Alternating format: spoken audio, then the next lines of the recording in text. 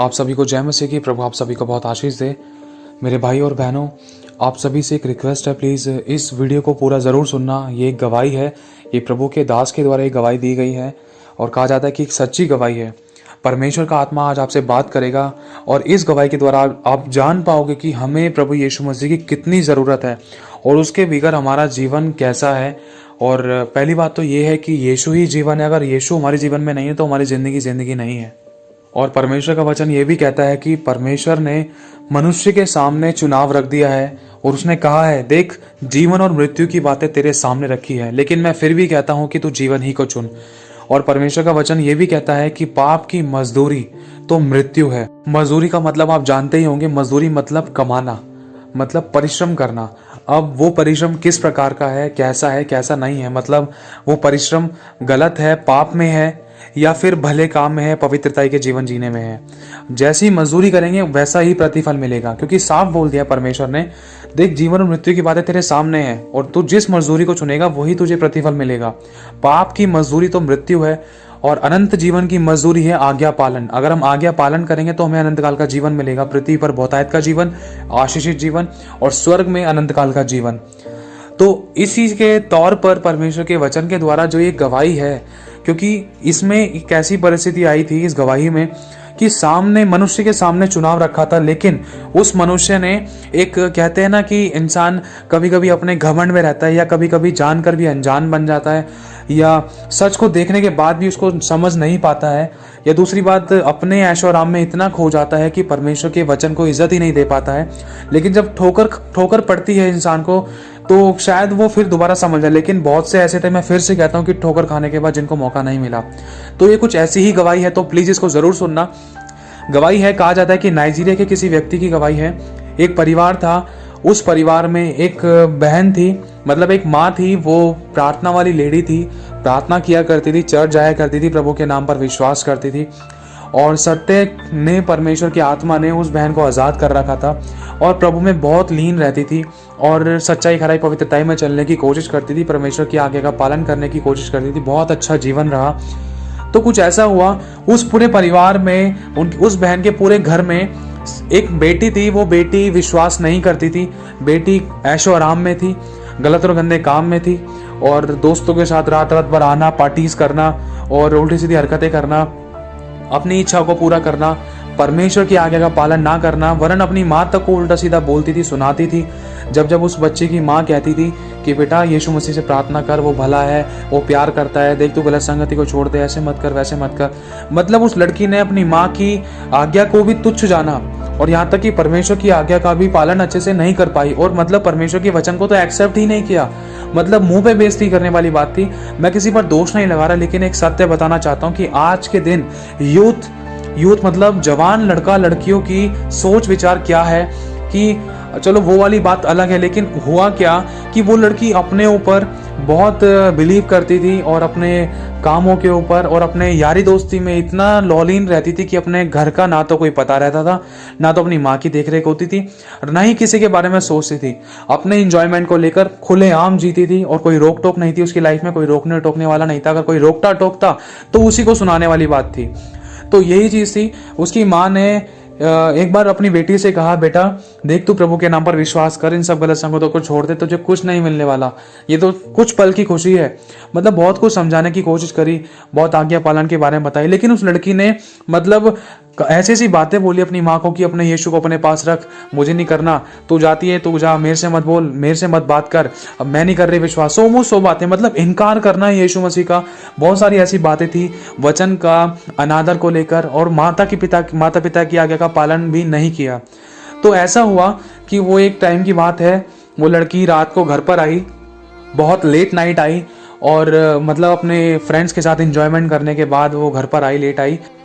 तो कुछ ऐसा हुआ कि उस लड़की ने अपनी माँ से कहा कि मम्मी मुझे ना सुबह उठा दियो, सुबह मुझे अपने दोस्तों के साथ जाना है, ठीक है, तो बहुत ज़रूरी है और मैं सोती ना रह जाऊँ, इसलिए मुझे उठा दियो और मैं लेट नहीं होना चाहती, ठीक है, इस बात का ध्यान रखियो। तो उसकी माँ ने कहा, नहीं बेटा देख पहले मेरी बात सुन, देख मैं तेरे को नहीं उठाऊंगी, मैं नहीं चाहती कि तू गलत संगत में जाए और मैं तुझे बिल्कुल नहीं जाने दे सकती, खासकर मैं उठाऊंगी तो बिल्कुल नहीं तेरे को। और देख मैं प्रभु की आज्ञा का पालन करती हूँ, बस मैं तेरे से इतना कहती हूँ, प्रभु के वचन पर चल, प्रभु की आज्ञा का पालन कर और गलत संगति से दूर हो जा, बुराई से नफरत कर और पापों से नफरत कर, पापों से तौबा कर। तुझे नहीं पता तुझसे कितनी बड़ी बड़ी गलतियां हुई हैं, तूने कितनी बड़ी बड़ी परमेश्वर की आज्ञाओं को तोड़ा है, तूने मेरी बात को भी नहीं माना है और तेरा बिहेव कितना बदलता जा रहा है तुझे खुद नहीं पता है। तो मतलब बहुत सारी बातें उसकी माँ ने बोली और ऑन द स्पॉट उस लड़की ने अपनी माँ को जवाब दिया और उसने कहा देख तू नहीं उठाएगी ना, कोई बात नहीं, मेरे दोस्त ही खुदा कर मुझे उठा लेंगे। तो फिर मतलब उसने लड़की ने अनादर किया परमेश्वर के वचन का, और मतलब परमेश्वर की आज्ञा तो यही है कि अपनी माता पिता की आज्ञा का पालन कर। तो कुछ ऐसा हुआ, फिर वो लड़की अपने रूम में जाकर चली गई और उसकी मम्मी बहुत रो रही, बहुत परेशान थी और वो प्रार्थना में बैठी। तो उसके बाद हुआ क्या कि वो लड़की मतलब सो गई, सोने के बाद उसकी माँ ने तो उसको नहीं उठाया सुबह, लेकिन उसके दोस्त आ गए घर के बाहर उठाने के लिए, और उठाने के बाद वो लड़की उठी, उस जल्दी से तैयार होके वो जल्दी से जल्द निकलने को हो रही थी। तो इतने में उसकी मम्मी ने बोला बेटा देख तू जा तो रही है ना, तो प्रभु को साथ ले जा और देख तू प्रभु यीशु मसीह से अपनी गलती पाप गुनाह अपराधों की माफ़ी मांग, क्षमा मांग प्रभु से, क्योंकि तुझे नहीं पता कि तूने कितनी बड़ी बड़ी गलतियां की हैं। प्रभु से माफ़ी मांग और प्रभु को अपने साथ में ले जा। बेटा देख अपने आप को इस बुरे रास्ते से हटा ले, प्रभु मौका दे रहा है। तो उसने कहा देख मुझे तेरे यीशु की कोई ज़रूरत नहीं है, मैं अपने यीशु को अपने पास रख, ठीक है। तो उसकी मम्मी ने कहा बेटा देख ऐसे मत बोल, ऐसे नहीं बोला जाता, वो तो तेरे भले के लिए, उसने तेरा क्या बिगाड़ा है, वो तो तेरी रक्षा और करता है, तेरी रक्षा सुरक्षा करता है, लेकिन तू उसको बोल तो दे कि यीशु मेरे साथ चल और मेरी रक्षा कर। तो उस लड़की ने बोला भाई देख गाड़ी में जगह नहीं है, गाड़ी फुल है, गाड़ी में यार दोस्त है और जगह नहीं है गाड़ी के अंदर बिल्कुल भी। तो फिर उसके बाद वो निकल गई, निकलने के बाद वो बैठी होगी गाड़ी में। फिर उसके बाद एक आंसर मिला कि मम्मी देख भाई यीशु के लिए तो जगह नहीं है गाड़ी के अंदर, यीशु से बोलते जाके डिग्गी में बैठ जाएगा पीछे। तो फिर उसके बाद उसकी मम्मी बहुत हैरान हुई कि मेरी बेटी ने ऐसा तिरस्कार किया, ऐसी बातें बोली। फिर कुछ ऐसा हुआ, फिर वो लड़की चली गई गाड़ी के अंदर बैठकर अपने यारों दोस्तों के साथ, और कुछ घंटों बाद उसकी मम्मी के पास एक कॉल आता है कि कुछ ऐसा हुआ कि आंटी ये एक पर्स मिला है हमें, इस पर्स में आपका एड्रेस है और एड्रेस ये है और इस लड़की का नाम ये है और एक लड़की की फ़ोटो है, और हम इस एड्रेस पे इसलिए आए हैं क्योंकि जो गाड़ी में वो लोग थे ना वो मतलब सबके सब मर चुके हैं क्योंकि बहुत खतरनाक एक्सीडेंट हुआ है। और उसकी मम्मी बहुत रो रो के बेहाल हो गई। उसकी मम्मी ने अब चिल्ला चिल्ला कर अपनी छाती पीट कर, मतलब एक तरीके से बहुत दुख था उसको कि उसने कहा था कि प्रभु यीशु मसीह को साथ ले जा और पश्चाताप कर माफ़ी मांग ले। उसको इस बात का बहुत दुख हुआ कि मेरी बेटी ढिठाई करने के कारण, आज्ञा ना मानने के कारण उसके प्राण चले गए, उसके साथ साथ उसके दोस्तों के भी चले गए। और फिर क्या हुआ कि वो बहुत रोने लगी और फिर भागी भागी उस जगह पर गई जहाँ पर वो एक्सीडेंट हुआ था। एक्सीडेंट वाली प्लेस पर देखा कि गाड़ी बिल्कुल चकनाचूर हो चुकी थी और किसी एक की भी जान मतलब बची नहीं, सबके सब मर गए थे। और हुआ क्या, इतना खतरनाक एक्सीडेंट था कि उन लोगों की बॉडी, उसके फ्रेंडों की बॉडी, उस लड़की की बॉडी गाड़ी के अंदर फंस चुकी थी, बहुत गंदी तरीके से फंस चुकी थी। कहा जाता है कि बहुत मुश्किल से उनकी बॉडी निकाली थी, बहुत खतरनाक तरीके से लहूलुहान हो रखे थे वो लोग और किसी की भी ज़िंदगी नहीं बची, ऑन द स्पॉट सबकी डेथ हो चुकी थी। और गाड़ी आगे से पीछे से सब जगह से अच्छे तरीके से चूरा हो चुकी थी और वो गाड़ी बिल्कुल भी रिन्यू और मतलब न्यू हो ही नहीं सकती थी, रिबिल्ड भी नहीं हो सकती थी, उसको दोबारा से बनाया भी नहीं जा सकता था। इस तरीके से उस गाड़ी का एक्सीडेंट हुआ था और कोई बचने के चांस भी नहीं थे। तो जब वहाँ पर इन्वेस्टिगेशन हुई, मतलब जब वहाँ पर जांच पड़ताल हुई गाड़ी को लेकर, जब पता चला डिग्गी कैसे न कैसे करके टेढ़ी मेढ़ी करके हल्का फुल्का खोल कर देखा और जांच पड़ताल करी उस गाड़ी की, तो जांच पड़ताल करने के दौरान है ना सारे लोग चौंक गए, बहुत हैरान हुए, क्योंकि कैसे न कैसे करके उस डिग्गी को खोलने की कोशिश करने के बाद अचानक जब लोगों की नज़र पड़ी तो बहुत हैरान होने के कारण ये था कि उस डिग्गी में ना 2 अंडे की ट्रे पड़ी हुई थी और अंडे की ट्रे बिल्कुल भी टस से मस नहीं हुई थी। मतलब गाड़ी की हालत बिल्कुल चूरा हो चुकी थी लेकिन अंडे की ट्रे टच से मस नहीं हुई थी, एक भी अंडा नहीं फूटा था, कोई भी अंडे में कोई प्रॉब्लम और स्क्रैचेस वगैरह नहीं आए थे। तो इस बात से ना उसकी माँ चौंक गई, ऐसा क्यों हुआ, ऐसा कैसे हो सकता है। सारे लोग हैरान हो गए कि गाड़ी अपनी पोजीशन से बिल्कुल हट गई और लोग ऑन द स्पॉट मर गए। गाड़ी का आगे वाला पार्ट मतलब इतना खतरनाक तरीके से एक्सीडेंट हुआ था कि मतलब चूरा चूरा हो चुकी थी, कोई बचने के चांस नहीं थे किसी के। और इतना तगड़ा धक्का था कि अंडे की ट्रे तो चटक जानी चाहिए थी या गिर जाने चाहिए थे या फूट जाने चाहिए थे, और इतनी गंदी तरीके से जब आगे पीछे से दब चुकी थी तो अंडे की ट्रे कैसे सही सलामत हो सकती है। सारे ये चौक में थे, लेकिन उसकी माँ को मालूम था कि मेरी बेटी ने ना एक बात बोली थी, क्या कि यीशु की ना जगह हमारे पास नहीं है, उसको बोल दे अगर वो आएगा तो पीछे डिग्गी में बैठ जाएगा। तो हमारा परमेश्वर है ना, लिखा है कि जब वो पेड़ पे बैठे पक्षियों की रक्षा करता है, उनकी ज़रूरतों को पूरा करता है, तो वो हमारी रक्षा, हमारी सुरक्षा क्यों ना करेगा। लेकिन आपको शुरुआत में एक बात बताई थी कि परमेश्वर ने जीवन और मृत्यु की बातें हमारे सामने रख दी है। उसमें परमेश्वर ने कहा है कि तू जीवन ही को चुन। जीवन यीशु है, जीवन मार्ग और सत्य है। सत्य परमेश्वर का वचन है और आज्ञा पालन हमें करना है। अगर हमें सत्य चाहिए, अगर हमें जीवन चाहिए, तो पापों का अंगीकार करना है, पश्चाताप करना है। लिखा है पाप की मजदूरी तो मृत्यु है। अगर पाप कर करके इंसान ने अपनी जिंदगी खराब कर ली लेकिन फिर भी वो पश्चाताप नहीं कर रहा है, सत्य की पहचान करने के बाद अगर इंसान जानबूझकर पाप करता है तो फिर कोई बलिदान बाकी नहीं है। लिखा है इब्रानियों 10:26 में। मैं एक बार आप लोगों के लिए पढ़ देता हूँ। लिखा है क्योंकि सच्चाई की पहचान प्राप्त करने के बाद यदि हम जानबूझकर पाप करते हैं, पाप करते रहे, तो पापों के लिए फिर कोई और बलिदान बाकी नहीं है। हाँ, दंड का एक भयानक बाढ़ का जोना है और आग का ज्वलन बाकी है जो विरोधियों को भस्म कर देगा। जब मूसा की व्यवस्था का ना मानने वाला 2 या 3 जनों की गवाहियों पर बिना दया के मार डाल दिया जाता था, तो सोच लो कि वह कितने और भी भारी दंड के योग्य ठहरेगा जिसने परमेश्वर के पुत्र को पांव से रौंदा और वाचा के लहू को जिसके द्वारा वह पवित्र ठहराया गया था अपवित्र जाना और अनुग्रह की आत्मा का अपमान किया। मतलब यह है कि परमेश्वर ने हम पर अनुग्रह किया है जिसके कारण आज हम जीवित हैं। उसकी दया है, उसने हमारे लिए लहू बहाया है और उसकी कुर्बानी हमारे लिए है। लेकिन अगर हम ये सब कुछ जानने के बाद भी अगर हम जानबूझकर पाप कर रहे हैं तो फिर साफ कह दिया कि कोई और बलिदान बाकी नहीं है, वरन भयानक आग का बाढ़ जोना है और आग का ज्वलन बाकी है जो विरोधियों को भस्म कर देगा। मतलब यीशु के वचन का विरोध कर दिया। और आगे लिखा है कि और अनुग्रह की आत्मा का अपमान किया। परमेश्वर यीशु मसीह के अनुग्रह से ही आज हम जीवित हैं। अगर यीशु का अनुग्रह नहीं होता, अगर यीशु धरती पर नहीं आता ना, तो परमेश्वर हमें कब का नाश कर चुका होता। वो तो नाश हमें उसी समय करने वाला था परमेश्वर, जब यीशु मसीह को क्रूस पर चढ़ाया गया था। क्योंकि यीशु मसीह के चारों तरफ बहुत सारी पलटने थी। अगर यीशु चाहता तो सबको नाश कर सकता था। यीशु अगर एक बार एक आज्ञा देता स्वर्गदूतों को तो एक बार में पूरी धरती तहस नहस हो जाती। लेकिन लिखा है कि यीशु मसीह को जिन लोगों ने क्रूस पर चढ़ाया था, उन्हीं लोगों के विषय में, मतलब सभी के लिए, पूरी मानव जाति के लिए यीशु मसीह ने अपने प्राण त्यागने से पहले एक बात कही कि हे पिता, इन्हें क्षमा कर, ये नहीं जानते कि ये क्या कर रहे हैं। इसी अनुग्रह के कारण आज हम जीवित हैं। और अगर हम उसकी अनुग्रह की आत्मा का अपमान करते हैं तो ये बहुत बड़ी गलती है, अपने लिए गड्ढा खोदने वाली बात है। इसमें साफ कह दिया प्रभु ने कि जो जानबूझकर पाप करता है उसके लिए कोई और बलिदान बाकी नहीं है। और आगे लिखा है क्योंकि हम उसे जानते हैं जिसने कहा पलटा लेना मेरा काम है, मैं ही बदला दूंगा। और फिर यह कि प्रभु अपने लोगों का न्याय करेगा। जीवित परमेश्वर के हाथों में पड़ना बड़ी भयानक बात है।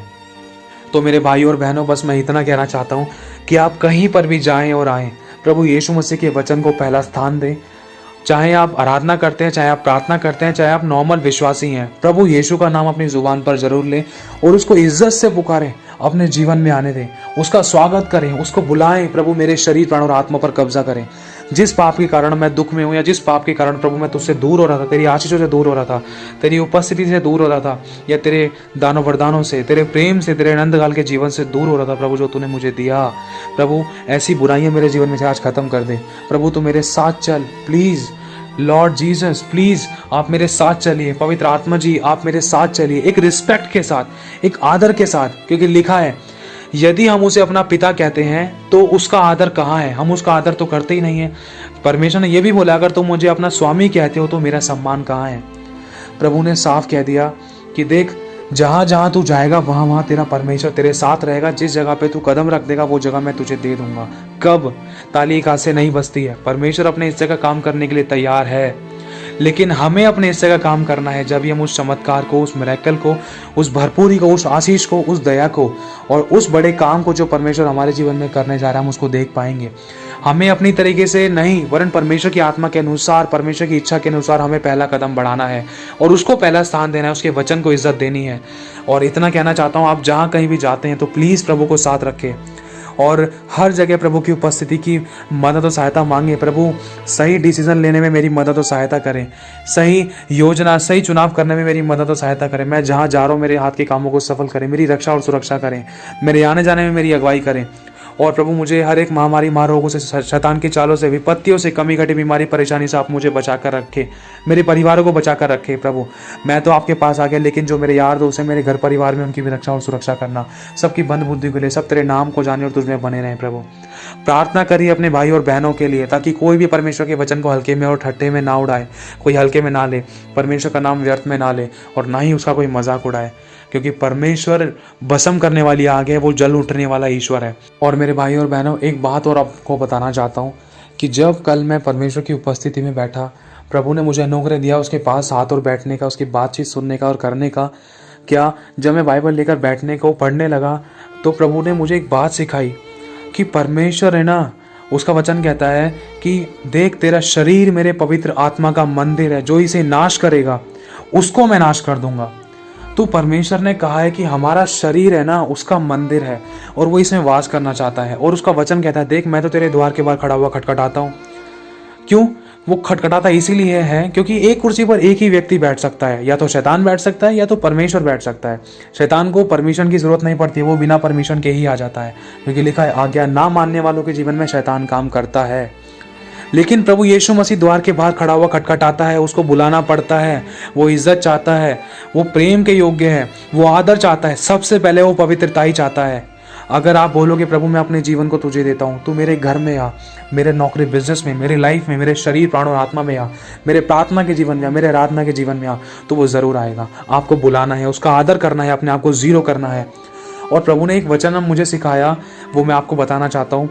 वो वचन ये है कि परमेश्वर ने नातान नबी के द्वारा, नातान भविष्यद्वक्ता के द्वारा अपने राजा दाऊद से, अपने दास दाऊद से परमेश्वर ने कहा, एक कहला भेजा कि दाऊद मैं तुझसे एक बात बोलूं, दाऊद क्या तू मेरे भवन को बनवाएगा, क्या तू मेरा मंदिर बनवाएगा, क्या तू मेरा घर बनाएगा दाऊद? क्योंकि मैं ना, जब से मैं इजराइलियों को ना, मतलब उन इजराइलियों को मिस्र की गुलामी से जब से मैं छुड़ा कर लेकर आया हूँ ना, उस दिन से लेकर आज तक मैं तंबू में वास करता हूँ। और दाऊद तेरे पास तो घर है, क्या तू मेरे लिए घर बनवाएगा? और पता है मैं तंबू में ही आया जाया करता हूँ। लेकिन मैंने ये सारी बातें इजराइलियों से, उन सबों के विषय में, उन सब चीज़ों से ऐसे कुछ नहीं कहा, और ना ही मैंने कभी किसी से भिड़ाव किया, ना ही मैंने कभी किसी से जलन की कि तुम अपना घर इतना अच्छा बना कर रखते हो और तुमने मेरा घर तंबू में बना रखा है, मेरा पवित्र वाचा के संदूक को तंबू में रख रखा है। परमेश्वर ने किसी से ऐसा नहीं कहा। लिखा है कि परमेश्वर ने किसी से ये नहीं कहा कि तुमने मेरा स्थान तंबू में बना रखा है और तुम दूसरे घरों में रहते हो। तो परमेश्वर ने दाऊद से एक परमिशन मांगी। आज परमेश्वर आपसे पूछता है, मेरे भाई और बहनों, वो कहता है कि मेरे बेटे, मेरी बेटी, क्या तू मेरा घर बनाएगा? वो कहता है, उसका घर हमारा शरीर है, इसको हमें पवित्र बनाना होगा, जब ही वो इसके अंदर वास करेगा।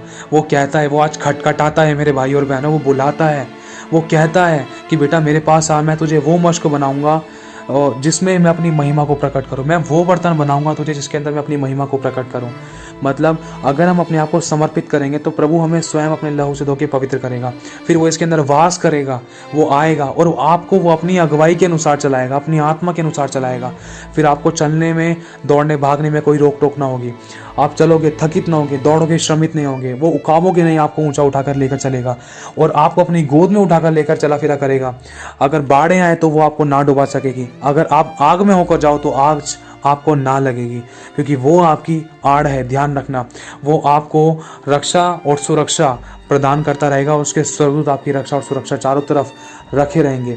तो बस यही कहना चाहता हूँ। वो पूछता है, उसने अपने दास दाऊद से पूछा, क्या दाऊद तू मेरा घर बनाएगा?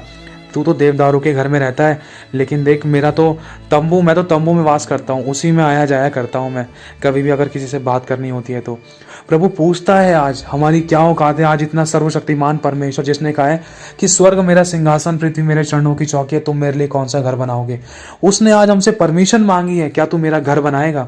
वो मिट्टी के घर बनाए हुए बात नहीं कर रहा है आज के दिन, वो आज के दिन आपके और मेरे शरीर रूपी घर की बात कर रहा है, जिसमें वो वास करना चाहता है। क्यों?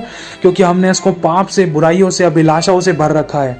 वो इसके अंदर वास करना चाहता है, वो हमें अच्छा जीवन देना चाहता है, वो हमें नरक से बचाना चाहता है, वो हमें अनंत काल का जीवन देना चाहता है।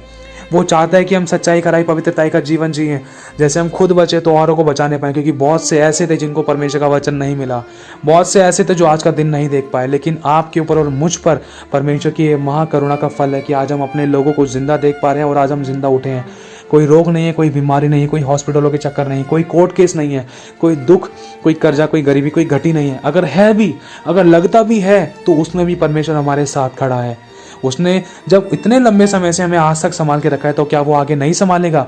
बस हमें अपने आप को पवित्र करना है। वो फिर से कहता है, बेटा मैं तेरे द्वार के बाहर खड़ा हुआ खटखटाता हूँ, कहीं तू मुझे इस्तेमाल कर कर फेंक तो नहीं देगा? कहीं तू ऐसा ही तो नहीं कर रही है? तू मुझे ज़रूरत के समय पर इस्तेमाल करती है, ज़रूरत के समय पर इस्तेमाल करता है, बार बार पाप करके बार बार क्षमा मांगता है, बार बार क्षमा मांगती है।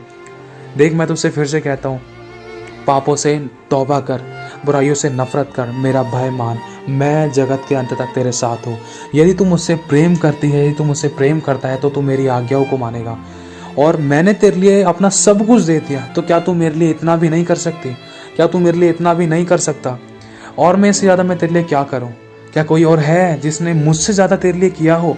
क्या मैंने नहीं कहा कि दूध पिलाने वाली माँ बाप तुझे छोड़ देंगे, तेरे अपने तुझे छोड़ जाएंगे, लेकिन मैं तुझे कभी नहीं छोड़ूंगा। मैं तुझसे क्या मांगता हूँ? मैं तुझसे सिर्फ पवित्रता ही मांगता हूँ, जिसके द्वारा तेरा ही जीवन सुखी हो, तेरा ही जीवन आशीषित हो, तेरा ही जीवन उन्नति पाए, तेरा ही जीवन भला चंगा रहे, अच्छी सेहत में रहे। तू ही लड़ाई देंगे, मौत, एक्सीडेंट, कमी घटी, बीमारी, परेशानी से बचा रहे, सुरक्षित रहे, तू मेरे पंखों की आड़ में रहे। मैं तेरे ही भलाई के लिए कहता हूँ, क्योंकि मैं तुझसे प्यार करता हूँ। क्या तू मुझसे प्यार करता है मेरे बच्चे?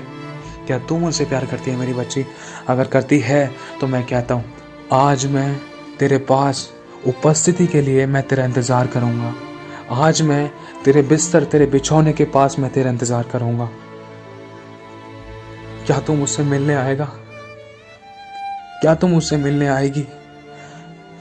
मैं तेरे पास बैठना चाहता हूँ, मैं तुझसे बातें करना चाहता हूँ, मैं तेरी सुनना चाहता हूँ, मैं तुझे अपनी दिल की बताना चाहता हूँ। क्या तू मेरी सुनने के लिए तैयार है? तू मुझे रोज़ बोलती है, बताती है, बताता है, लेकिन मेरी सुनने के लिए क्या तुम तैयार हो? क्या तुम मेरी बाट को जोड़ने के लिए तैयार हो? तुम अपने दुख और सुख को बताकर, अपनी बातों को बताकर तुम चले जाते हो, लेकिन मेरी कोई सुनने के लिए तैयार है? आज मैं तेरा इंतज़ार करूँगा। यदि तू मेरे बेटा और मेरी बेटी है ना, तो मेरी आज्ञाओं को मानेगा। मैं तेरे साथ हूँ, मैं इंतज़ार करूँगा। मैं फिर से कहता हूँ, मैं तेरा इंतज़ार करूँगा।